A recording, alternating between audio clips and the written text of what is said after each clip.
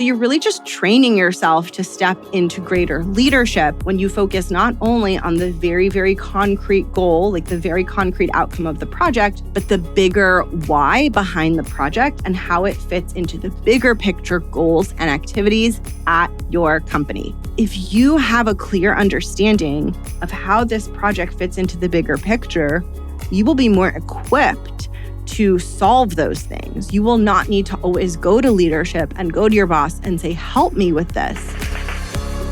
Welcome to The Art of Speaking Up, a podcast that helps professional women access the limitless potential that lies within them.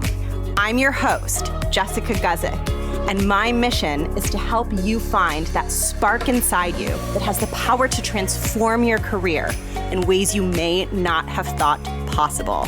I'm so excited that you're here. And now, on to the show.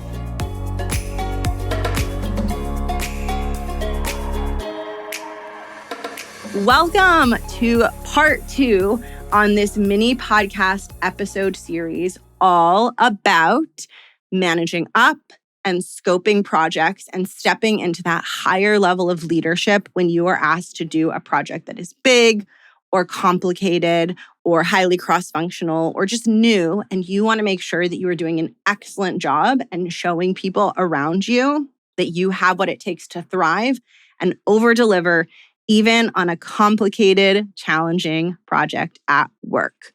So in part 1, I walked through why it is so important to do this, and you want to listen to part 1 because you need to understand how this managing upwards and scoping ties into your reputation as a leader. They are intimately connected, and that insight and that understanding is equally as important as the how-to on this. So definitely don't skip part 1. In part 2, I'm telling you how to do this, how to manage expectations, how to manage upwards when you are assigned a new, big, complicated project, what that looks like. And to make this so actionable for you, I created a resource that goes along with part 2, that goes along with this episode that you can use to manage upwards and to scope new projects that you are about to get started on. This is a PowerPoint template of a few simple slides. These are slide templates that you can fill in with the information for your project that you can use to do the things that I'm going to be recommending you do in today's episode. You will find this template inside my free resource library, which is a library of all of my free video courses and worksheets.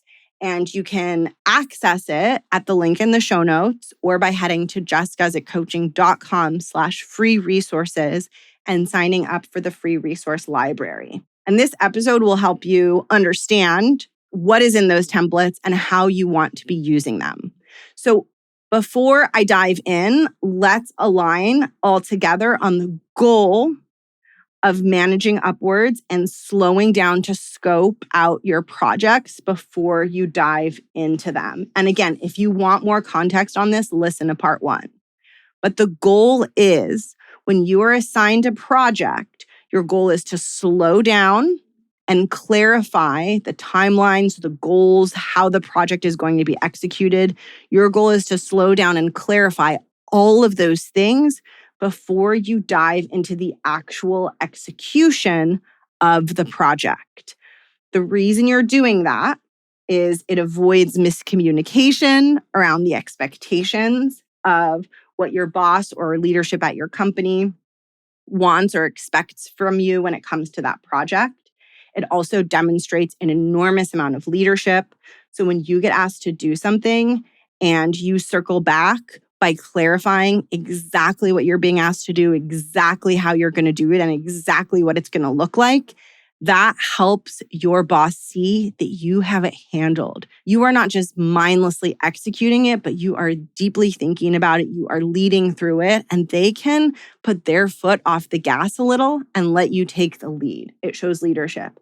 It also helps you get better project outcomes because when you plan ahead, it sets you up for higher quality execution. And this helps you identify obstacles and roadblocks and plan for them in advance of the project kicking off versus encountering them during the project and having to deal with the stress that comes up when you're working on something and problems start to arise. So that is why this is so important. And what we're going to talk about today is the how. How do you do that? How do you manage up? How do you scope the project? How do you express to your boss and to leaders at your company exactly what it is you are going to be working on and doing? So when you are scoping a project, there are a few things that you are clarifying on behalf of your boss and on behalf of leadership.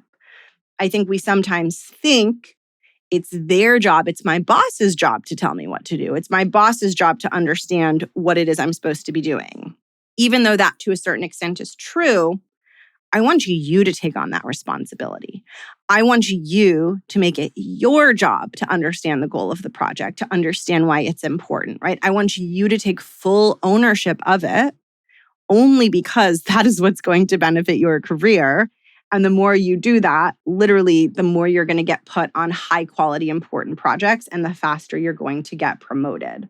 So it's almost as if you're acting as if your boss isn't even a part of this, right? It's as if they've gone on vacation and they're gone and you're now mapping out how you're going to make this happen.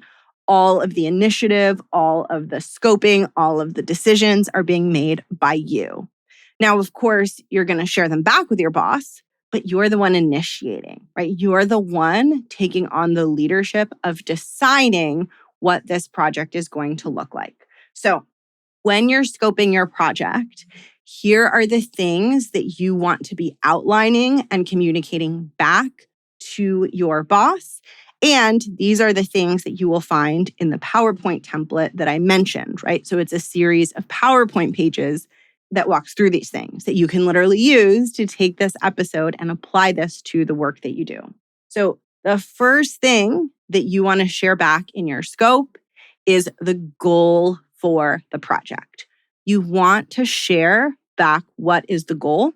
And there are two components of the goal that are key to aligning on. And again, these are in the PowerPoint, so don't stress about memorizing this. You will find this in the template. I'm walking you through it so you can learn it, but you don't have to take notes. Oh, you could take notes, but you don't have to. Okay, so there's two parts to the goal. The first part is the end result of the project. Just think about this as working backwards. The project is over. What have we accomplished? We want to get clear on the end result. This might seem obvious, but you would be surprised by the amount of times that you hear one thing and you think it's something, but really your boss was thinking something else, right? So based on what you heard from your boss and based on your own common sense and your own understanding of your team's priorities and what's going on at your company. So don't leave your common sense at the door when you're doing this project scoping. Use your common sense, use your genius, use your smarts, use your intellect, use it all to make your work product better. You want to slow down and ask yourself, what is the end result that we are going to be creating for this project? That is part one of the goal. Part two of the goal, you want to ask yourself, why? Where does this project fit into our broader business objectives? This why is so important because number one, it acts as a North Star. If you know the bigger why behind the goal of this project, if you have that bigger picture understanding of how this project fits into your company's objectives, you have an additional layer of leadership that you can bring to the project. Because let's say something comes up and there's a decision that needs to be made in terms of how the project is executed, or maybe an unexpected obstacle pops up. If you have a clear understanding of how this project fits into the bigger picture, you will be more equipped to solve those things. You will not need to always go to leadership and go to your boss and say, help me with this. if you have that bigger picture understanding, that CEO level understanding of how this project fits into the bigger picture, if you have a CEO level understanding, you can have CEO level problem solving. So you're approaching this project not just as you in whatever your role is or your function, but you're putting on the lens of the CEO. If I had to explain to the CEO of my company what this project is, I would for sure explain to them how it fits into the bigger picture, right? And so by you taking that extra step, you're thinking about it more broadly. You're thinking about it the way a CEO would, which also means that when obstacles come up, you're going to be able to problem solve through them at a higher level. So you're really just training yourself to step into greater leadership when you focus not only on the very, very concrete goal, like the very concrete outcome of the project, but the bigger why behind the project and how it fits into the bigger picture goals and activities at your company. So that is the first thing that you want to get really clear on when you're scoping a project and when you're managing expectations and you're managing upwards, is you want to get clear on the goal. And that includes both the end result of the project and how the project fits in to those bigger picture objectives of your company. Now, I'm going to add a little bonus tip here. This is not necessarily the topic of this podcast episode, but because all of these topics are interwoven, this is such a beautiful place for me to show you how some of the different topics and skills that you build all overlap with each other. So we're talking about scoping a project, and we're talking about the goals of the project and how you're going to start by clarifying with your boss the end result and how that end result fits into the bigger picture. This is a huge, huge opportunity for you to flex your persuasion skills and for you to step into greater leadership by inspiring everyone around you. So when you're speaking about a project that's about to kick off, and when you're talking about how it fits into those bigger picture goals of your company, that's really an opportunity to get people excited about something that is going to move the needle on your company's goals. I want you to think about this. This project that you're doing is going to have a real impact on your company's goals and on their business objectives. And every single person who's involved in it gets to have a little piece of that. So when you're sharing the scope of a project and you're talking about the goals and talking about how it fits into the bigger picture, just remember, it's not just about explaining that in a cut and dry way, but that's actually a huge opportunity to channel your excitement for how this fits into the bigger picture and to help your audience get excited about this piece of work. Because the more excited they are and the more invested they are, the more powerful a working team you're going to end up having. Like the better the execution of the project is going to be. So this scoping and this sharing of the goals, it's not just about creating clarity and making sure everyone's on the same page and stepping into leadership, but it's also about you really showing up to inspire everyone around you and set the tone for what is going to be a bigger, more complex project. It's your opportunity to really calibrate the tone of that project to one of excitement and one where people feel invested. It almost reminds me of like tuning an instrument before you play. I don't have a lot of musical skills, I will say. I have a ukulele. I tried to teach myself to play it. It hasn't gone that well. But it has a tuner. And before I attempt to play on it, I have to tune the ukulele. And, with the tuner, it's like you're using that tuner that the tuner kind of like, quote unquote, knows how the note is supposed to sound. And it helps you make sure that the instrument is sounding correct. I think about like this persuasion and getting people excited as like tuning the instrument of your work project. So if you start off a work project and people aren't excited and they feel like it's extra work and it's drudgery, the whole project is going to feel off. It's going to be like playing a piano or an instrument that's out of tune. So when you're sharing the goal of your project and you're talking about why you're excited and why it is inherently exciting for the company and for the people involved, it's like you're tuning the instrument, right? Like you're setting the project up to be smooth and to play a beautiful, accurate, wonderful sounding set of notes, right? So that's why this goal piece of the scoping is so much more than just saying, oh, like, this is what we're trying to achieve on this project. It's so much more than that, right? It's like showing people the bigger why behind what they're doing, which, by the way, is something that you totally need to do as a leader if you want to be able to step up into bigger and bigger leadership positions. Because the higher position you're in, the more you're relying on other people to execute for you. So you need to know how to tune the instrument. Like, you need to know how to generate genuine excitement and a genuine sense of people feeling invested in the project. That is so, so, so important for you to be able to do.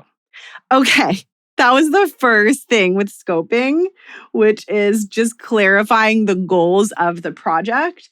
There are a few more pieces to walk through. I didn't expect that part to be as long as it was, but I think there was some really, really good learning in there for you. Okay, so after you share the goals, the next thing you want to share is the how you are going to get there.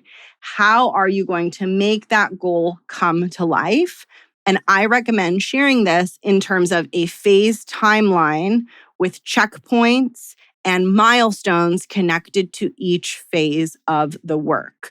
So when you're sharing with leaders and executives how you plan to tackle a piece of work, like you're doing that managing up, it's easiest for them to understand it if you can phase it out and chunk it out. And so you want to step back and think about, if I had to chunk out this project into 2 or 3 or 4 phases, it's obviously going to depend on the nature of the project, right? But if I had to chunk it out, what would those phases be? Now, listen, some projects are going to have really obvious phases, and some you're going to have to get creative. But this is not about like super duper precision. Part of the reason that we phase it out is because it's just easier for your audience to take in the information if you can chunk it down for them. So if you can say, okay, this project is going to have like roughly these 3 phases, and here's what's going to happen in each, that's much easier for your audience because they can focus on understanding one phase at a time. So don't get like perfectionist about what each phase needs to be. That is not the goal of this part of the scoping. Just think about it more as like, I'm simplifying this, I'm dumbing this down, I'm making this easier for all of us to take in by just breaking it into pieces. Breaking things into pieces is one of the best, most useful ways to make your communication stronger. It's something that I teach and we do a bunch inside the Art of Speaking Up Academy. And it's something I suggest you do when you're scoping your work and creating this scoping document for your stakeholders, is breaking it up into phases. Now, for each phase, what I recommend you do is I recommend you communicate a rough estimate for how long each phase is going to take. Now, you might not know exactly how long each phase is going to take. That's okay. You can put ranges. You can also indicate on your slide that these are estimates, right? You'll see on the template that I give you that it kind of shows examples of how to do those things. Because again, this is not about like putting you on the hook for deadlines that you might not be able to maintain. This is not what that is. It's about trying to make this big intangible project more bite-sized and more digestible and more concrete. It is for sure going to change and evolve as you get into it. And your stakeholders will be okay with that as long as you set that as the expectation, right? So if you put a timeline in front of your stakeholders and a senior executive in the meeting raises their hand, I'm imagining them raising their hand, which why would they do that? That's weird, but whatever. They raise their hand and they say, hey, so I see that on this timeline, you've written that this project is going to be completed by the end of December.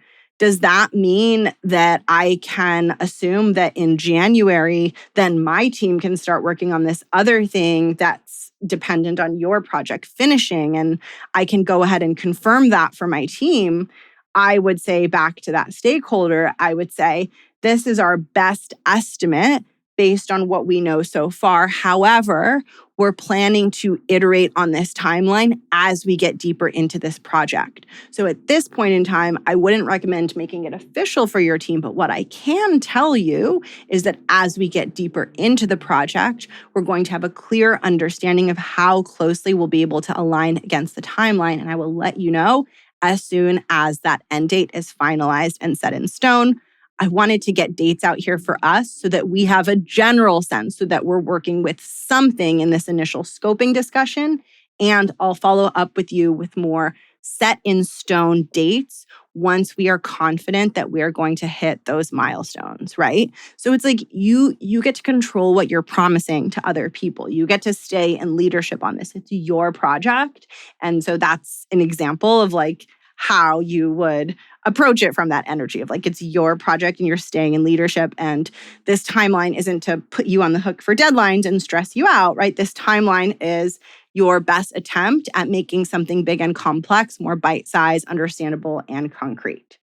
Now, on this timeline, what you also want to include, in addition to the different phases of the project and how long you estimate each one will take, is the outcome for each phase, right? What are the outcomes? What are the milestones that you are planning to hit along each phase of the project? This is also going to be so helpful for you because you're starting to build your own guide of how you're going to execute.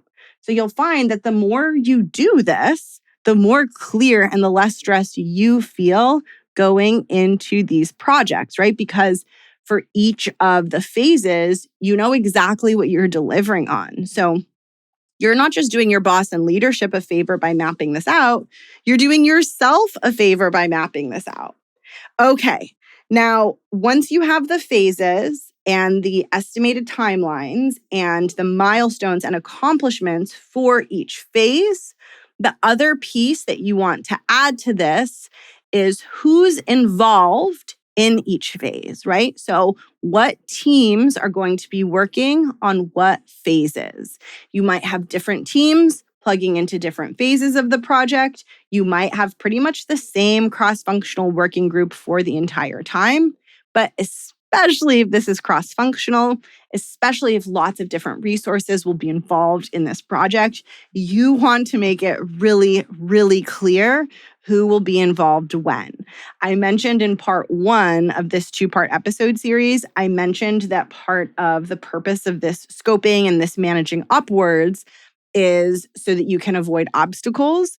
And by you showing what teams are needed at what different phases of the project, if there are teams that are at capacity, that are going to have a hard time helping with this project, you putting that information out in this scoping document is going to surface that ahead of time. And then you can have a conversation on how to work around resource constraints, right? Rather than like starting the project and then having team leaders or people on teams say like, I don't have time for this. Like, I can't do this, right? So that's going to get surfaced ahead of time. And then you're in the power position, you know? So let's give another example. For example, let's say the fictional executive in your meeting raises their hand and says, no, my team is so busy. Like, there's no way they can spend 6 weeks working on phase 1 of this project.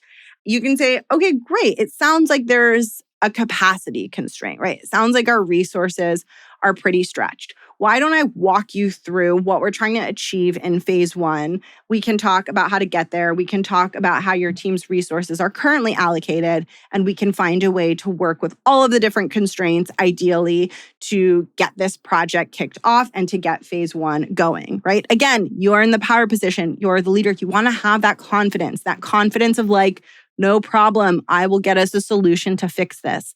And by the way, when people in your audience like obviously, they don't raise their hands. This is now like a running joke on this episode. Like the executive raises their hand like a student in a classroom to ask you a question. But when people in your audience raise their hand, they're concerned, they're stressed, they don't like it.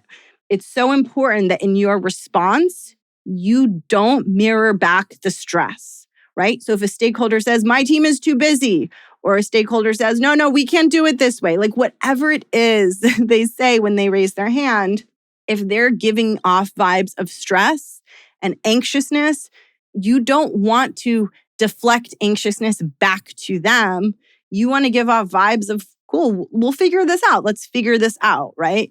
That's the energy that you want to be exuding. And I think sometimes when a stakeholder is anxious, then we get anxious and we project anxiety back to them. And then they get more anxious. And then we get more anxious. And then we get into a loop of anxiety that now involves another human. Because I think for a lot of us, we get into anxiety loops in our own heads in total isolation.